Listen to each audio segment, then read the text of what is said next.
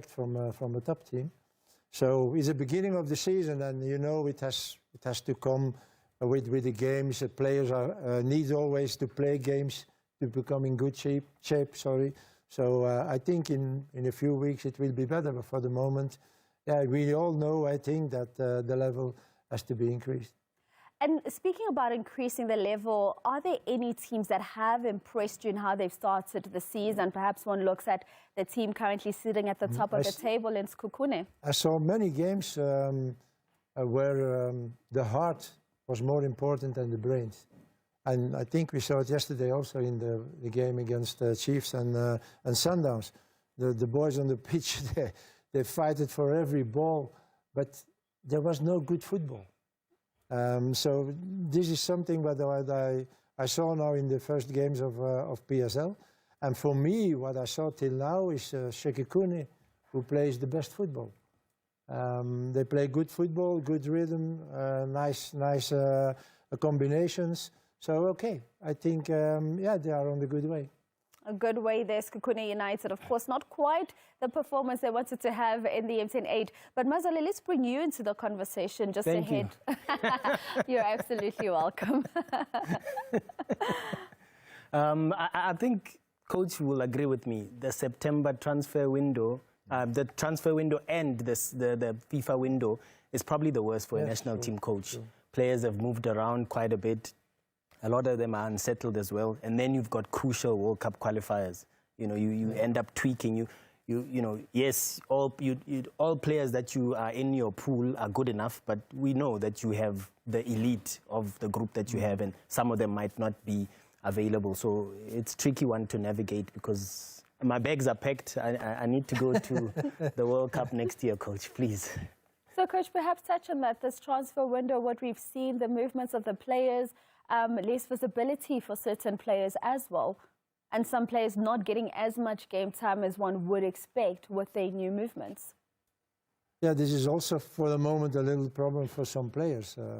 When I see, for example, Fawaz, Basadine, at the one side it's normal, you're coming in a new team, a different way of playing, so you have to adapt. And I think that Fawaz for the moment is a little bit looking for the best shape for himself. He misses a little bit confidence when I see him playing yesterday also, the first half. And then, yeah, those transfer windows. Are you worried at all about that, Coach? Fawaz? Are you worried at all about Fawaz having made the move? No, I don't worry. But you know, for the moment, this is not Fawaz what we saw last year in Stellenbosch, and not Fawaz we saw in the national team. So it's not easy for me when you make selections and you see not that, yes, that, or whatever, that you have to conclude. Fawaz for the moment, no, we can't take him because those games are too important. We need guys who are in good shape, who are mentally very good for the moment, because don't underestimate Lesotho, and I don't have to speak about Nigeria.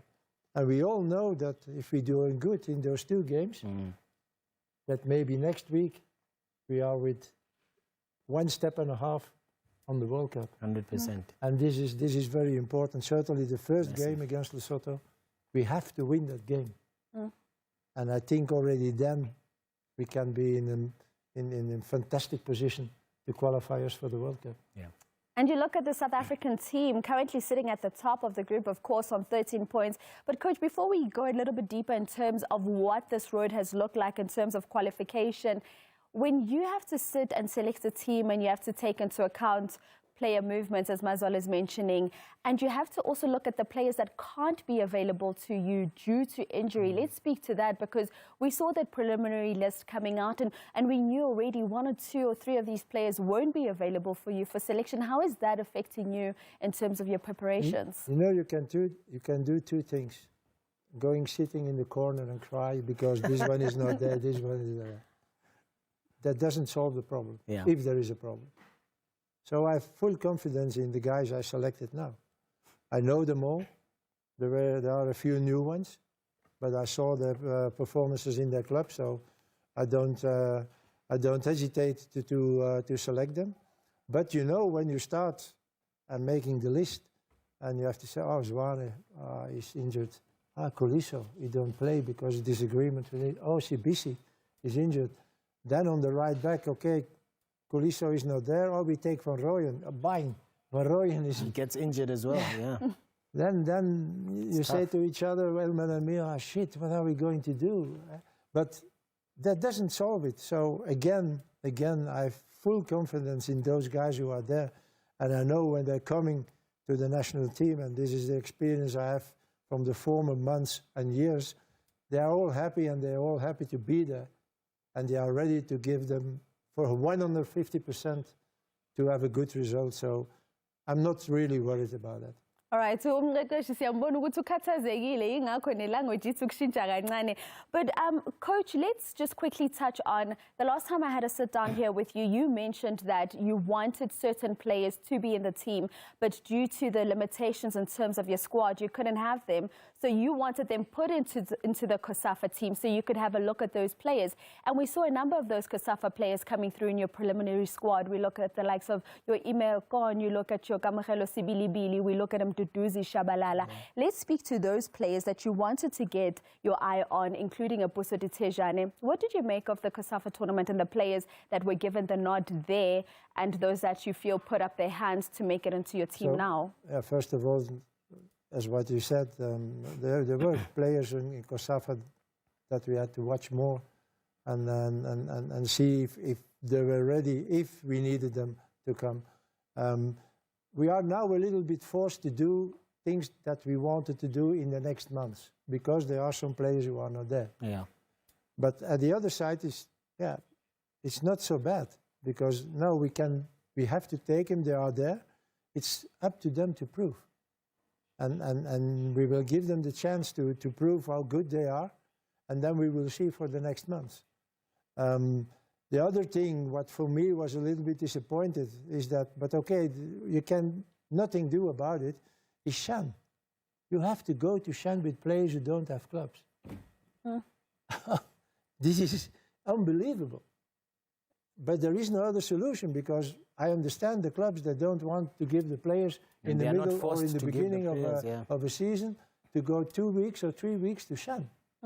But those competitions should be for those players and let them have an international experience. And it would be better after, when they came with us, they have already that. Yeah. Now you have players who are with us, we don't really have that international experience. Correct. But okay, again, I don't complain about that. And well, what should it solve, or why should it be better if I start here complaining?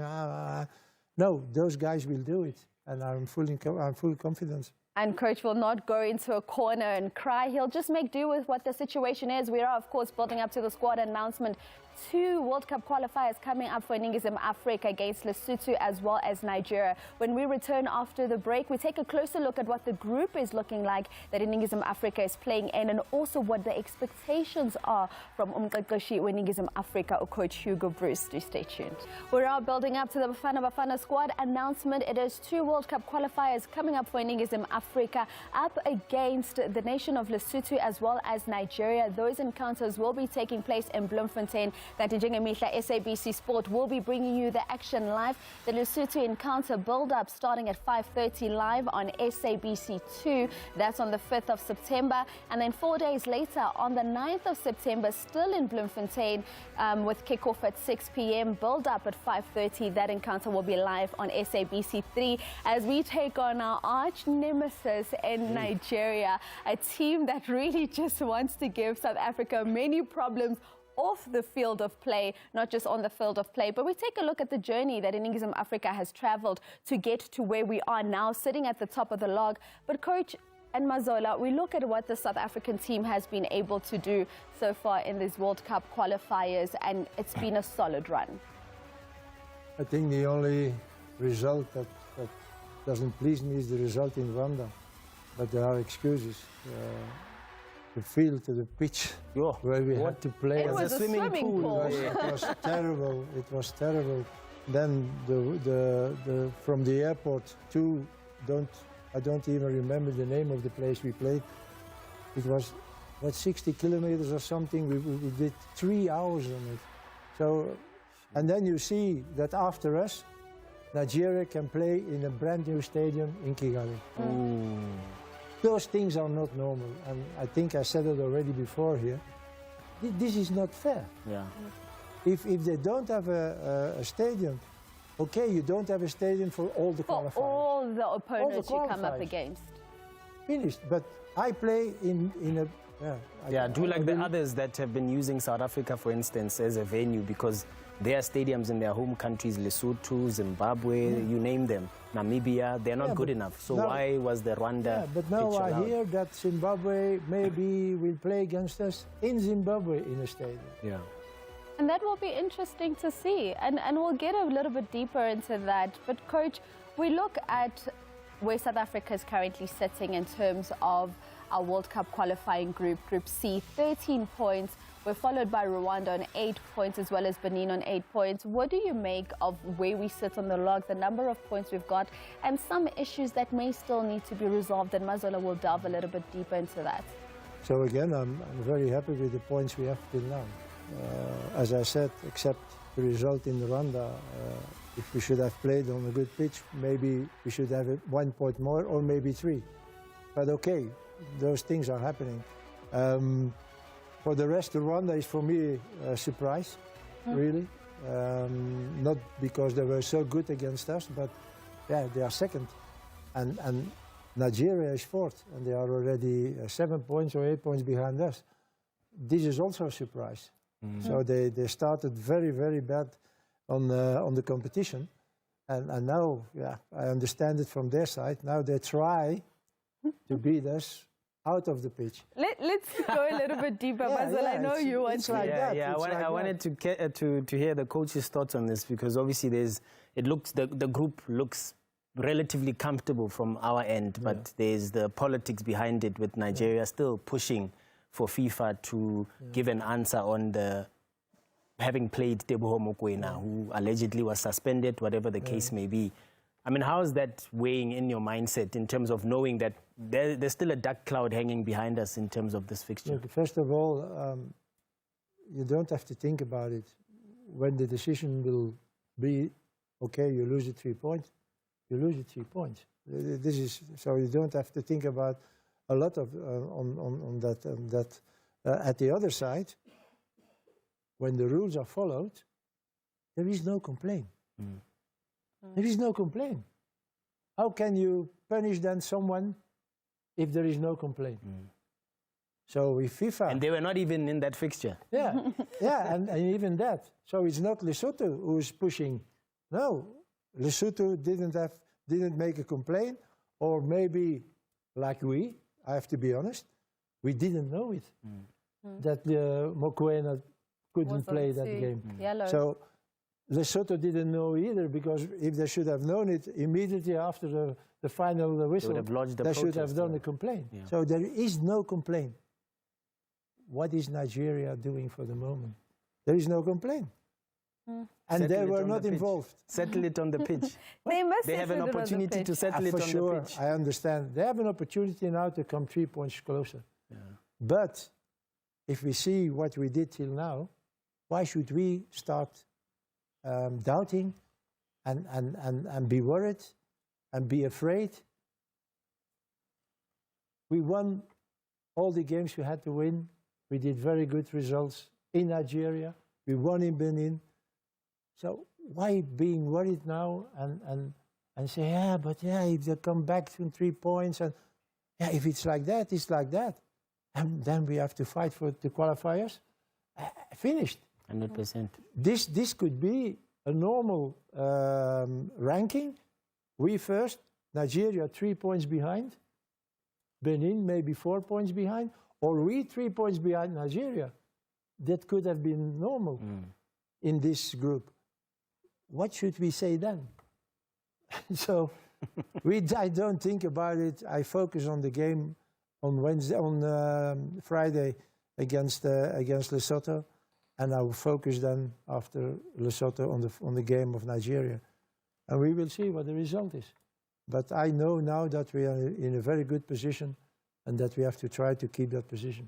And we'll talk to those games coming up out in Bloemfontein for Eningizimu Africa against Lesotho, as well as Nigeria on the 5th, as well as the 9th of September. These are two teams that South Africa has already collected 4 points from out of a possible 6. When we return after the break, I know you've been waiting for this. Coach Hugo Bruce will reveal the squad that will take on those two nations. Welcome back. We're almost handing over to Coach Hugo Bruce to reveal to us the players that will represent Eningizimu Africa in the 2 World Cup qualifiers coming up against Lesotho as well as Nigeria. Coach, before we get to the reveal of the players, perhaps talk us through, when you look at these upcoming World Cup qualifiers, Lesotho, Nigeria, what are your thoughts on the opponents? What realistically are your expectations in terms of the points you want to come out with? And we also know Nigeria has already released their preliminary team. What are your thoughts on that as well?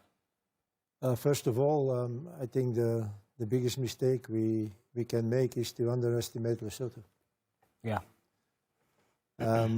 Okay, Lesotho don't have a name of a big team and whatever, but it's a dangerous team, a very dangerous team. They played a draw in Nigeria. Yeah.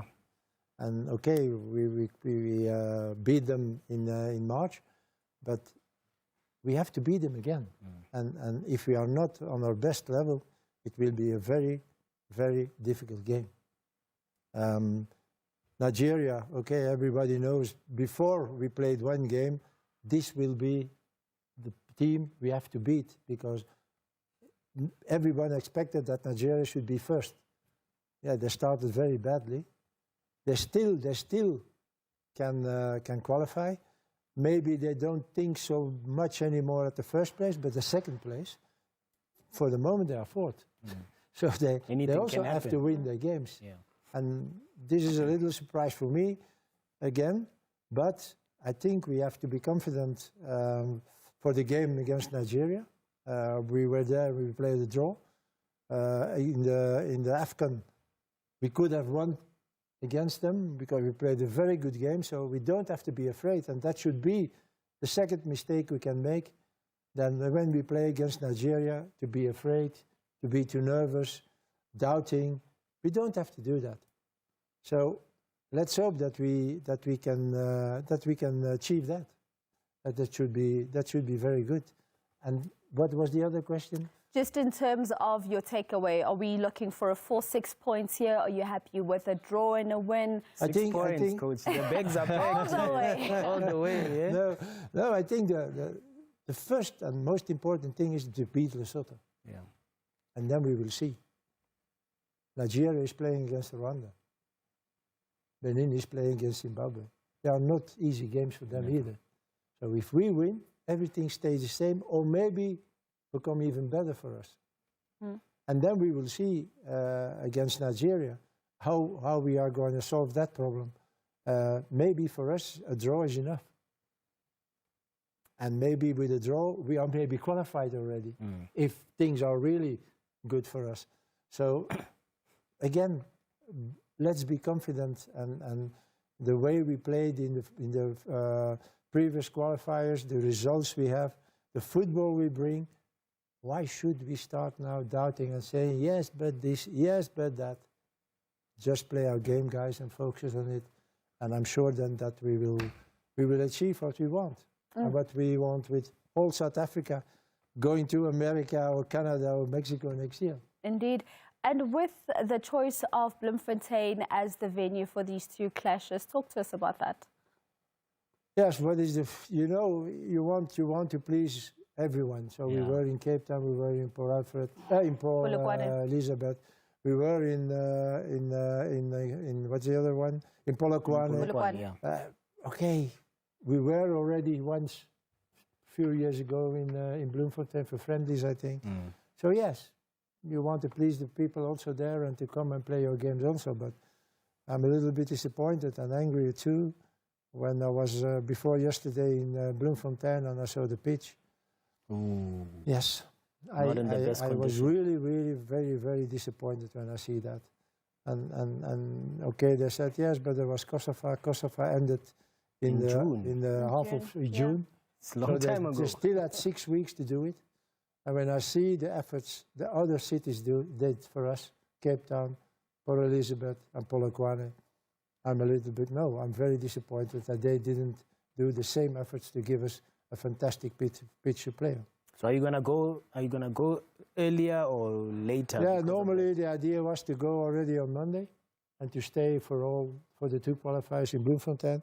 I cancelled that because we can, even the training speech is bad, so we can't do that. So we will train here in Joburg and go on Thursday to Bloemfontein and then play our game. Okay, the game against Lesotho is host. We can't complain. We can't complain. Yeah. But yeah, for the game against Nigeria, yeah. It's a little bit, no, it's not a little bit, it's a big disillusion for me and disappointed to see that.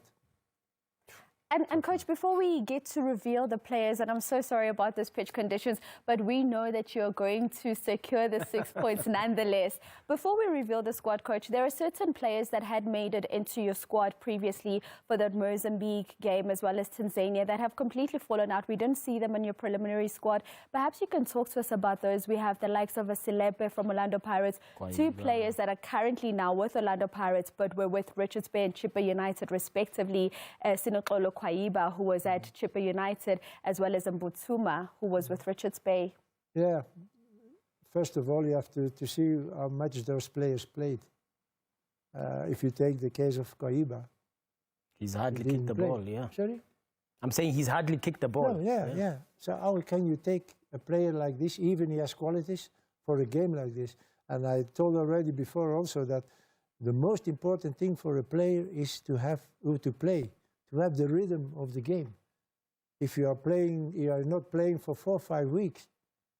So even if Kuliso should play now next Saturday with Sundowns, he is not ready to play. So and that makes also our choices to drop a player because he's not playing enough. You know the discussion with Percy Tau the former years, but Percy Tau didn't play enough, and you see that on a player immediately after 3 or 4 weeks.